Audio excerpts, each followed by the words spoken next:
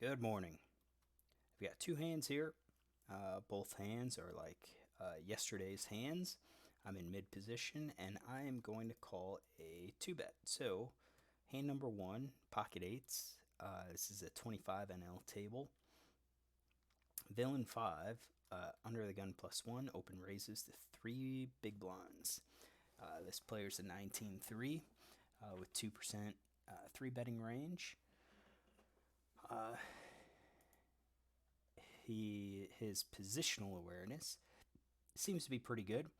You can see his VPIP increases. So early positions, 11% VPIP. He raises, almost the entire time when he's in early position. So uh, let's assign him a pretty solid range. We're dealing with 10%.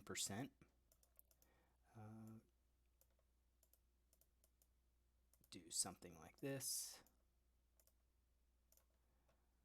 That's at 11%. I think he might do a ace 10 suited, maybe king jack. Um, these low pocket pairs, maybe not. I think if we get rid of those, it may be better to add in possibly the king jack, or to add these ace littles as kind of a bluff.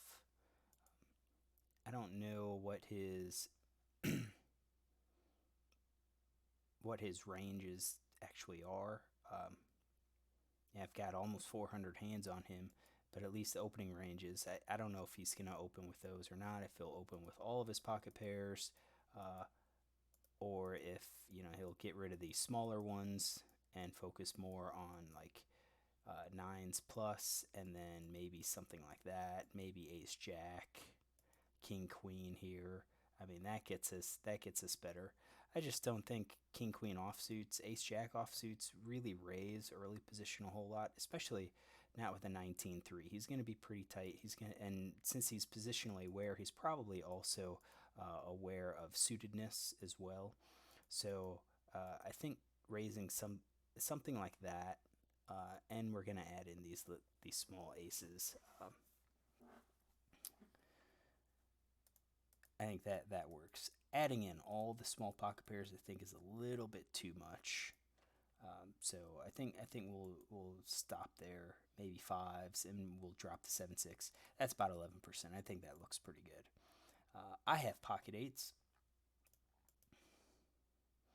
That's doing okay against their range. They have a lot of unsuited hands. This is a hand I don't think we should fold. Um, I think we could make an argument to raise the three bet. I think three betting will freeze people out behind me, and it'll probably get him to fold. Um, I think I probably might be okay with that. Three betting just to kind of get heads up, but let's look at players behind us. So if we limp, or if we call, I'm gonna guess this player has a good chance of calling. 44-13. He's got 55% calls. Two bets. This player has a possibility 27-15. He's on the button, and he's played 50% of his button hands already. 89 hands. I don't really see. Maybe the small blind comes along. If one of these other ones call, maybe the small blind comes along too. Uh, we'll see that guy folds. So I think we could call to set mine. And if we call, we kind of have to accept the fact that one person might call behind us. If nobody does, hey, that's great. We're in position. But also, I don't really want to raise because even though we freeze everyone out, we lose some of the inherent equity with pocket eight. So if the flop comes, let's say ace 8-2, that ace is going to hit a lot of his range, and he's going to keep betting and betting and betting. And we want that. We'll make money from that versus raising now, where I think he's probably gonna fold a chunk of his range, And the hands that he does call with, we're going to be kind of behind. I chose to just call. I think it's fine.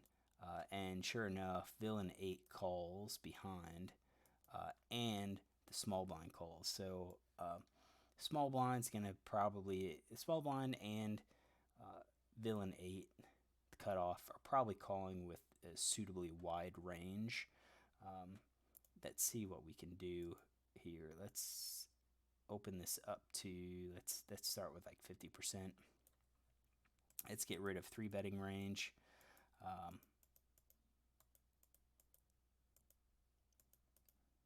So his 3 betting range, we haven't seen him 3 bet, 0 out of 33. And this guy, his 3 betting range is ace queen off. So let's do this. We know he is not going to be, his 3 betting range 1 out of 92. They're probably going to be similar.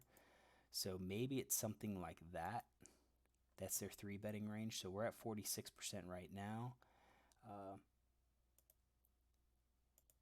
If we're going to add, let's get rid of some of those. I don't know if they're going to have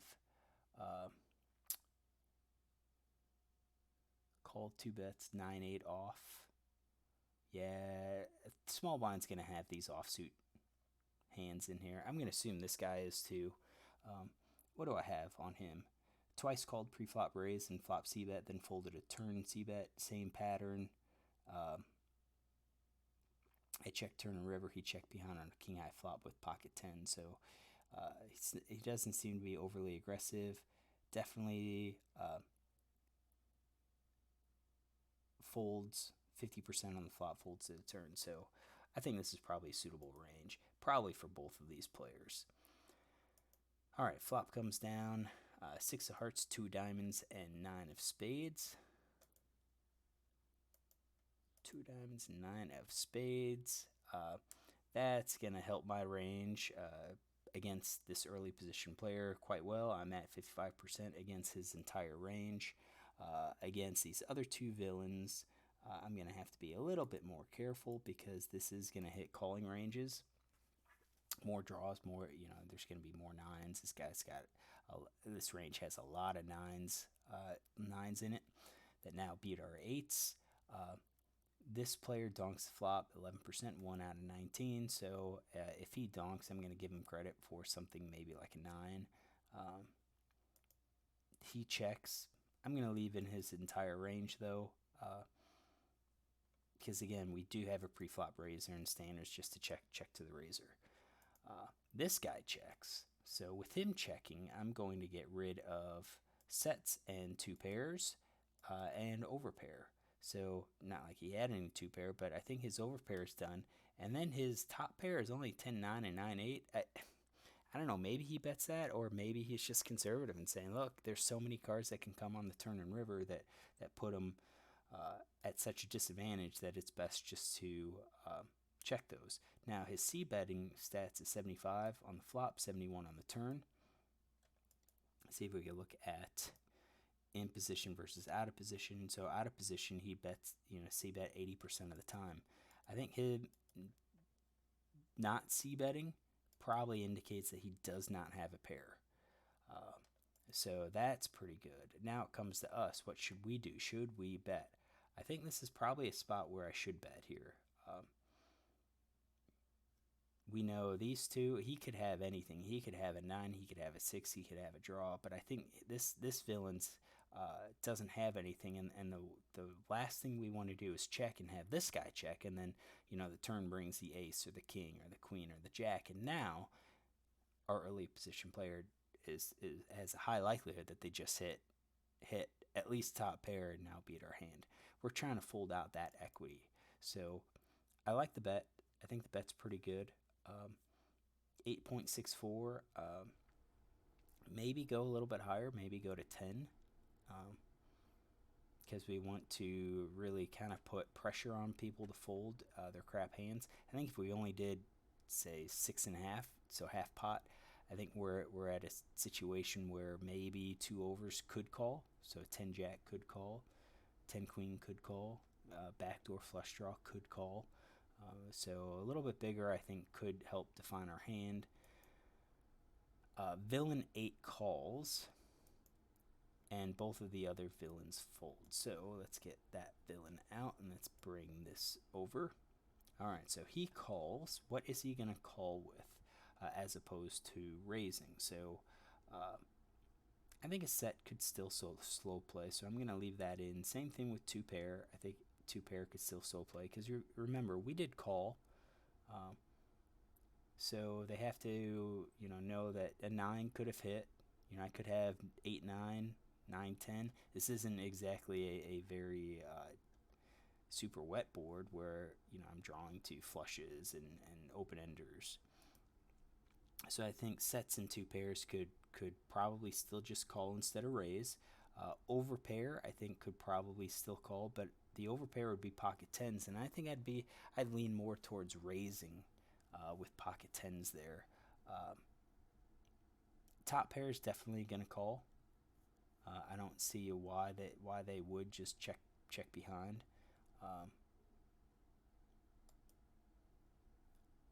Although we kind of set up a situation where maybe they should raise. Let's see what this guy has done on the flop before. Flop bets and raises.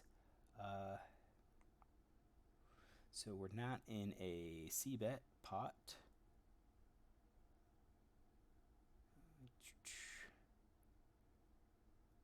Raise. So he makes a 2-bet 0% of the time. So I'm going to leave the top pair in there. I'm going to leave the pocket pair below top pair. I think they would call. Middle pair is going to call. Weak pair is probably going to call at least once. He is loose. He's not showing aggression, so I think he's probably gonna have some of those hands in that like top pair, over pair that should be raising. Open-ended straight draw, I think we can give him that. So 7-8. The gut shot. What kind of gut shots do we have? 8-5, possibly. Definitely in his range. Overcards. No, I think he probably just fold those. I'm going to say 2-card backdoor flush draw, probably just fold. Open-ended straight pair, gut shot overcards. They don't have any of those. So I think we're gonna stop there. 54.9%. I've got 8 of diamonds, 8 of spades.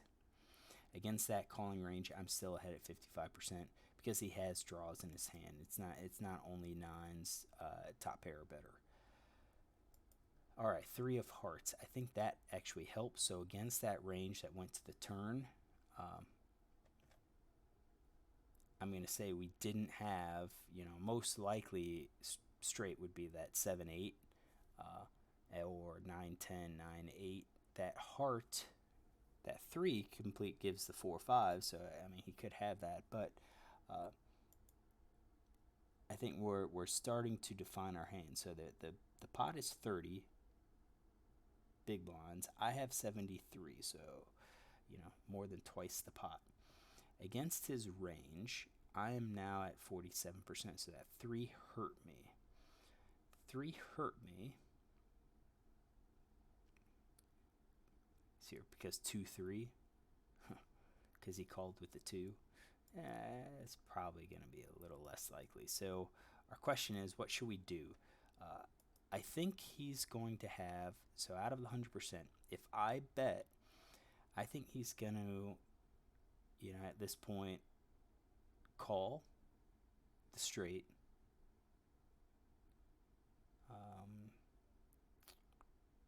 He's going to call all of those.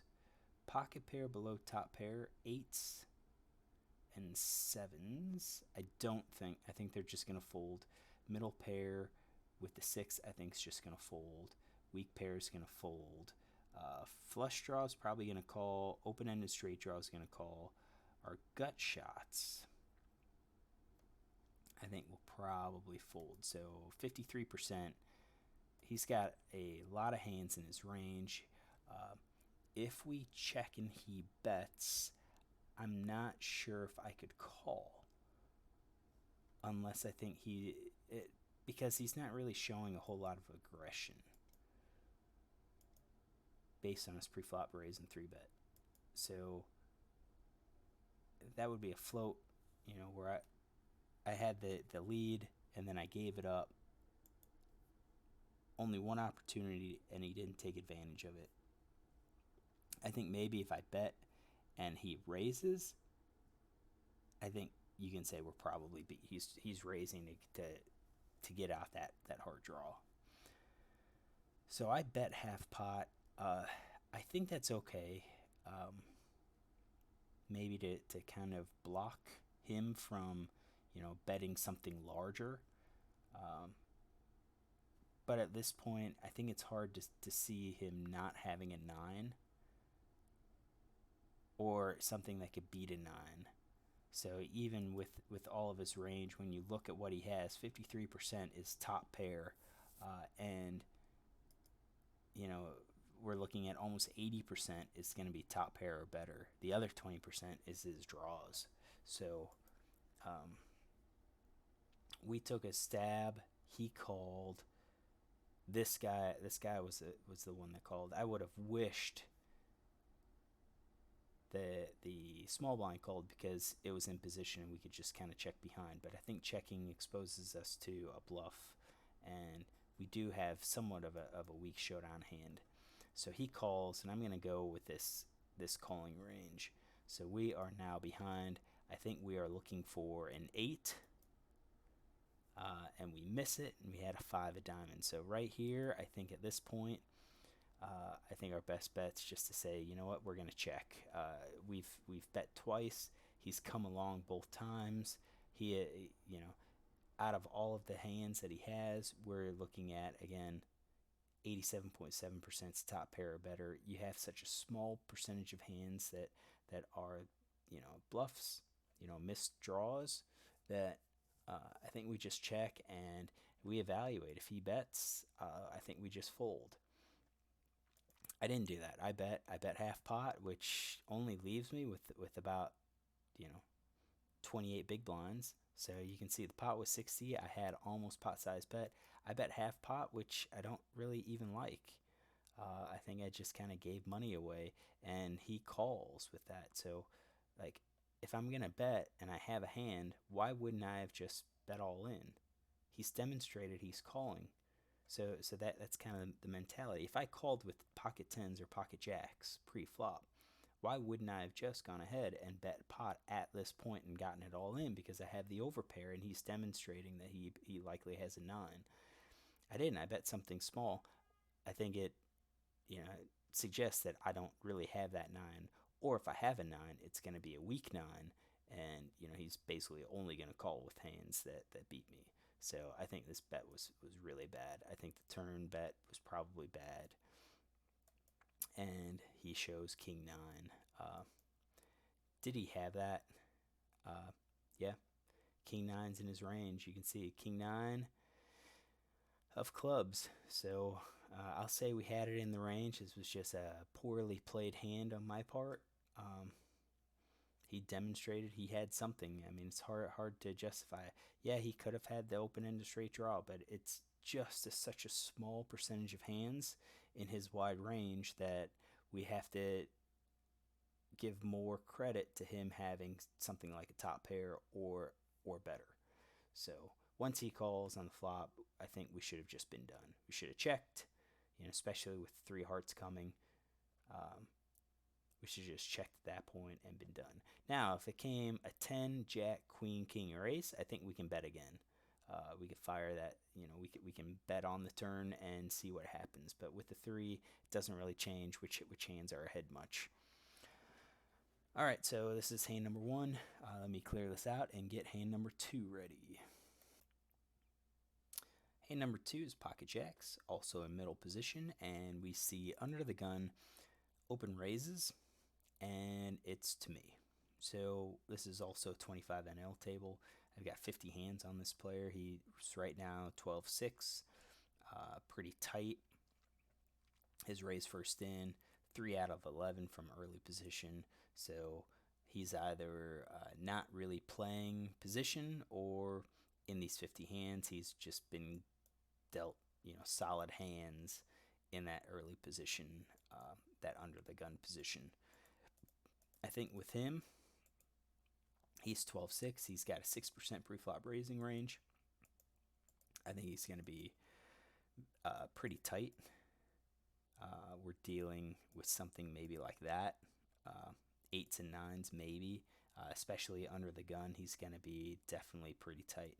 And it may actually only be something like that or like that at 3%.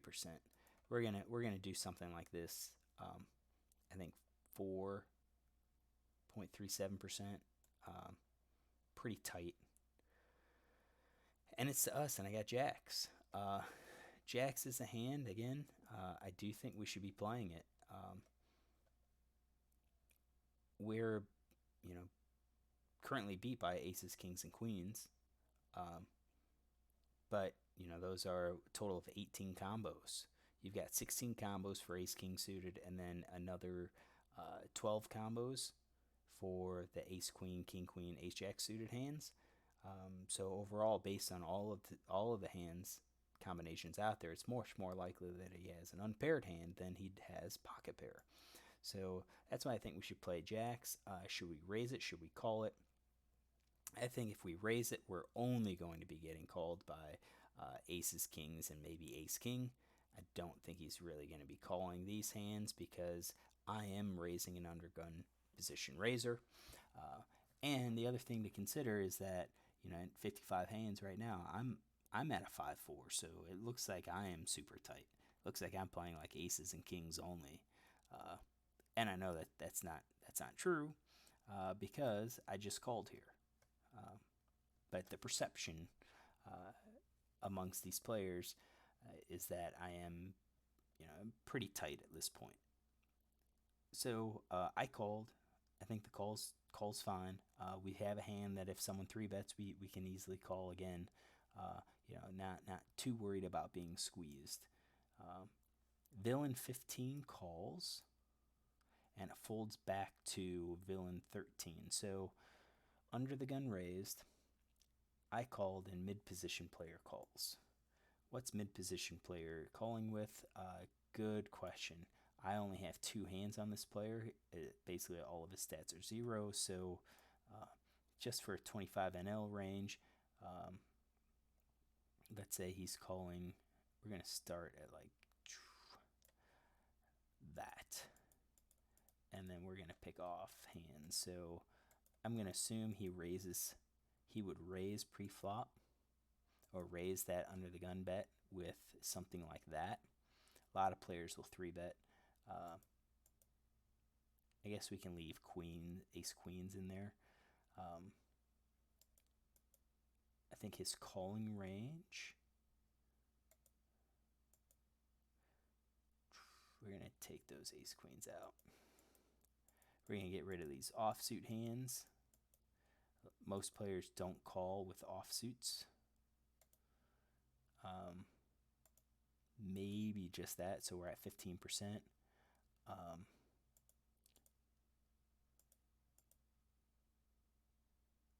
15% calling range, maybe, against an early position player.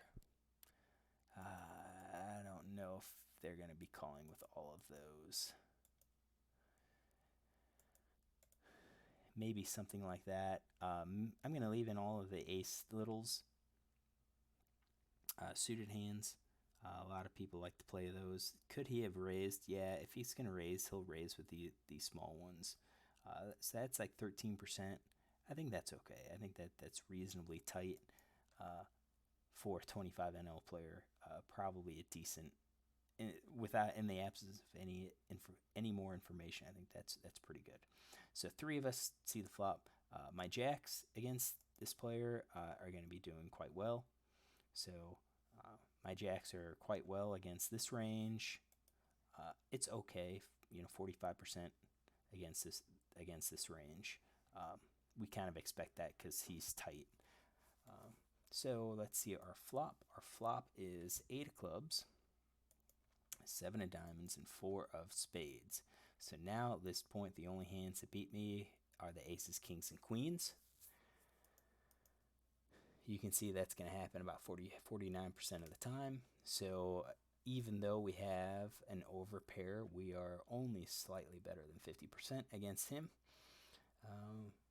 Against this range, we are going to be pretty decent, but this range is going to hit the calling range a little bit better.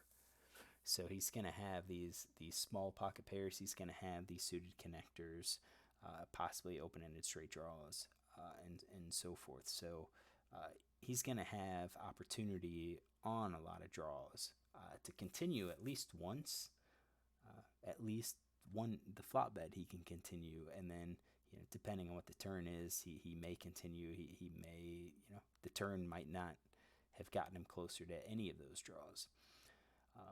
So what happens? Villain c-bets. He bets half pot.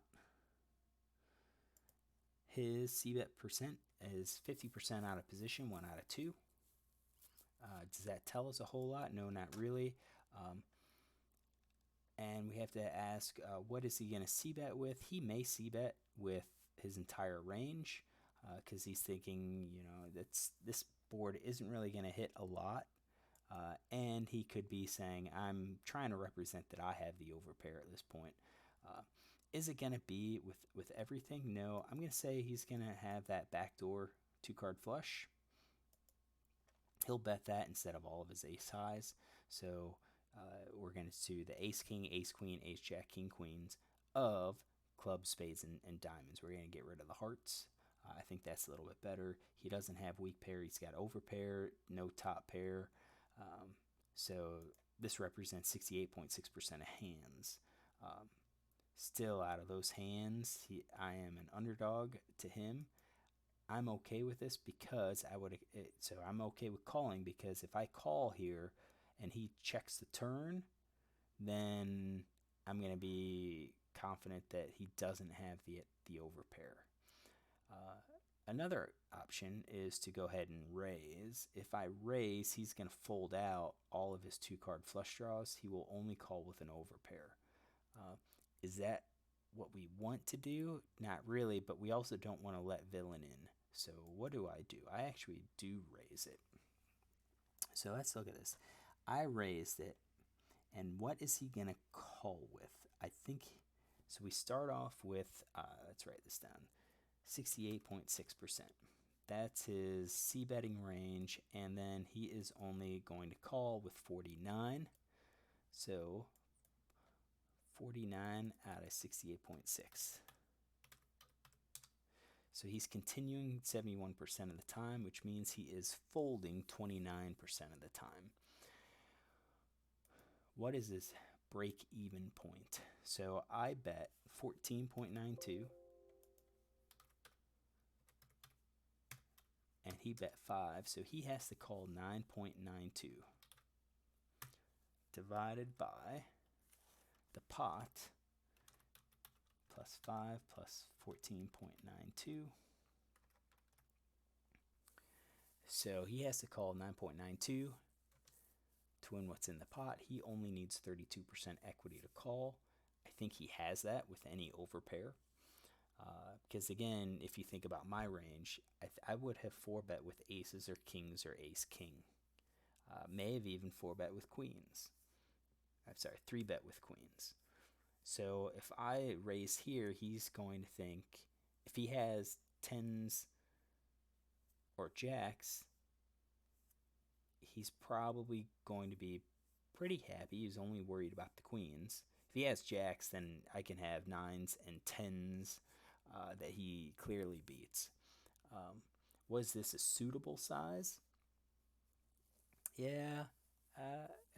I'm considering that I probably should have just called instead of raised, because of how heavily skewed his overpair is. Even though I have a top pair, I can give a free card and not worry about it.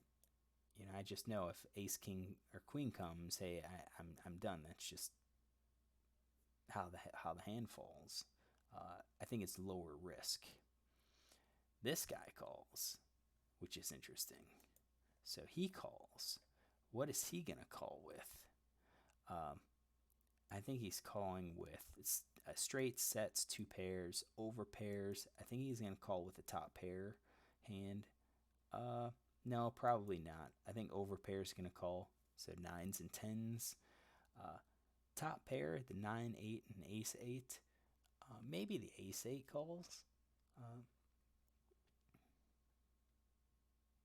Maybe the I'm gonna toss it in there. The ace-8 I think calls. The 9-8 because he has backdoor straight potential. Middle pair I think folds. Weak pair folds. Ace-high folds.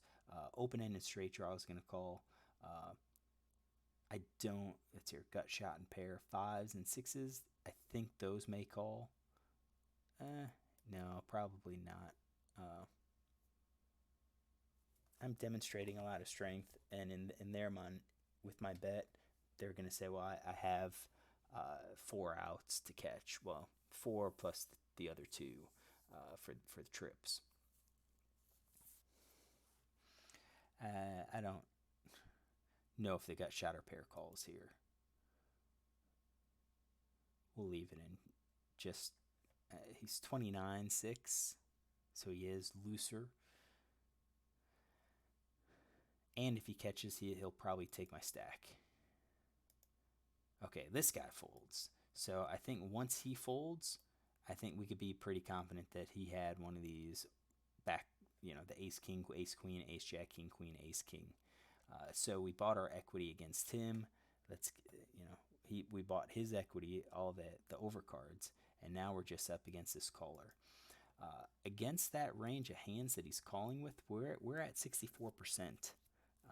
And I think that has to do with his overpair, the nines and tens that we beat, the top pair that we beat,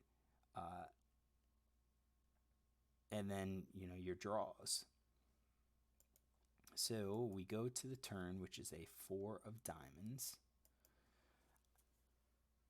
4 of diamonds I don't think changes a whole lot. We've got a pot of 45.24. And villain has 82. We're both little. We have now almost twice as much in our stack as what's in the pot. All right, so I bet half, a little less than half pot. Do I like that? I think so, because I think if he raises, I can probably let it go. Maybe. Or should I have just gone check and called? That's a good question. If I bet here, he is going to call. His top pair hand's going to call? No. I think ace-8 calls. So let's take ace-8 at the 9-8. Let's get the 9-8 out, because now he doesn't have, gut shot, or he's not backing into a straight. I think he still has, he could have hit quads now. He's just going to call that full house, just going to call a straight. Hasn't made it yet. 3 of kind of overpair still there. 2 pair calls, top pair, ace-8 calls. The weak pair, 5s and 6s. I think at this point, if I bet, I don't think he's going to call those.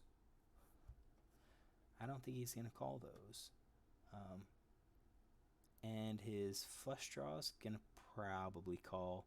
Open-ended straight draw, the 9-10 is probably going to call. I don't think your gut shots are going to call. So I think at 65% of his calling range, we're still ahead. So yeah, I'm going to base on this calling range. I think the bet's going to be okay. We're setting up the bet to as a bet of value. So yeah, I guess based on his range, I think the bet's okay. And he does call. 6 though is horrible. 6 clubs. So now our choice is, do we check or do we bet? If we check, I think he's going to probably check his top pair. He's probably going to check his, He might check his 2-pair and his overpair. So we're dealing with, 60% probably checking. I think he would bet his straight, his full house, and his quads to get value for it. I guess it comes down to, if we check, how often do we think he's going to bet with worse? If he never bets with worse, then we could check fold when he bets. If he bets all of his overpairs at this point, or his good 2-pair, 7-8. So if he bets these, if we check and he bets with his entire range, we're at 60%, and we're going to get the odds to call no matter what. Or we can bet. And if we bet, what hands we think he's going to call with? I think if we bet, does he call with the overpair? Yeah, I think he's going to call with 9s and 10s. A lot of people have a hard time folding those. I think he calls with the straight. I think the good 2-pair, 8s and 7s.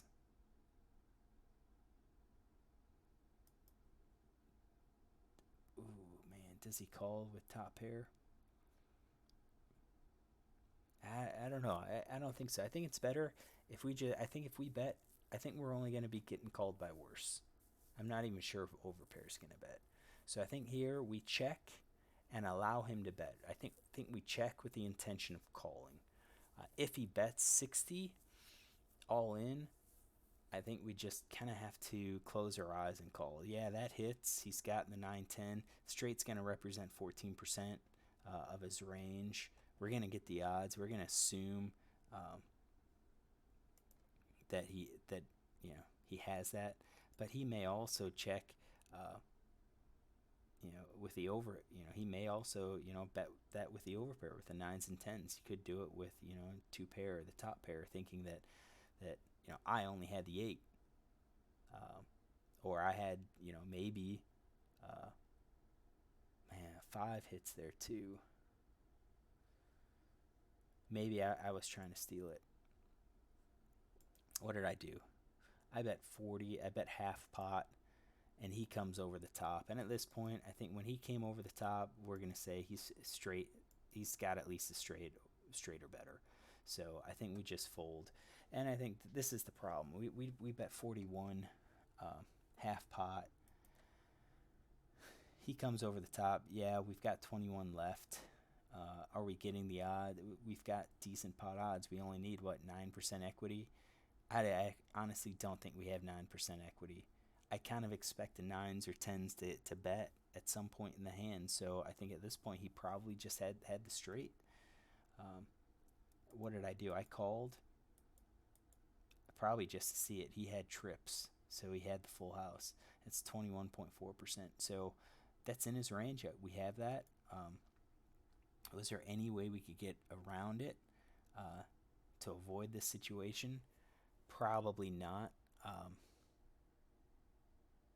Because again, we do have the overpair. We bet he called. I think there's a lot of hands that are going to call here. I think there were a lot of hands that could call. The turn though, once we bet and he calls again, maybe that's our clue that maybe we need to shut down. Even though the board paired, I think we check. If he bets, we could probably call, and then when he bets the river, probably just fold, because the river was just probably one of the worst cards. I think 6 is probably one of the worst cards I could call because he has that 9-10. So this hand cost me money, even with the overpair. Just a rough hand. We had the 8s in there. We should have folded the river. Not even sure if we should have just checked the turn either. So, all right. 2 hands, not the prettiest hands. Hope you enjoyed it. Hope you learned something from it. Look tomorrow for 2 more hands.